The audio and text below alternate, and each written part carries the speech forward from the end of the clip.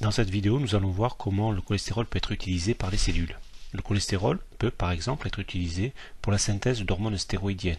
Cette biosynthèse est réalisée par des cellules spécialisées présentes dans les glandes endocrines que sont les gonades et les glandes surrénales. Nous allons développer un exemple, celui de la biosynthèse du cortisol. Le cortisol est fabriqué dans les cellules de la zone fasciculée de la cortico-surrénale. Cette synthèse est faite par deux organites qui mutualisent leur action. Il s'agit du réticulum endoplasmique et de la mitochondrie.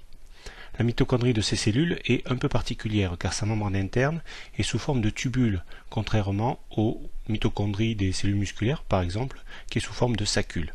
Cette synthèse va commencer dans la membrane interne de la mitochondrie, se poursuivre dans la membrane du réticulum endoplasmique et se terminer à nouveau dans la membrane interne de la mitochondrie. Dans cette animation, nous voyons le cholestérol migrer vers la membrane interne de la mitochondrie et être transformé en prégnénolone grâce au cytochrome P450. Ce prégnénolone migre ensuite vers la membrane du réticulum endoplasmique pour être transformé.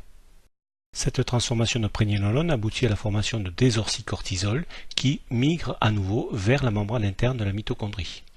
À cet endroit-là, la 11-bêta-hydrolase transforme le désoxycortisol en cortisol.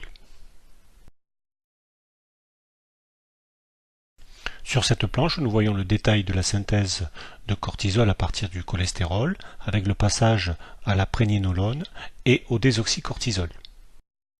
Sur cette dernière planche, nous voyons d'autres synthèses d'hormones stéroïdiennes à partir du cholestérol, avec l'ensemble des localisations et des enzymes.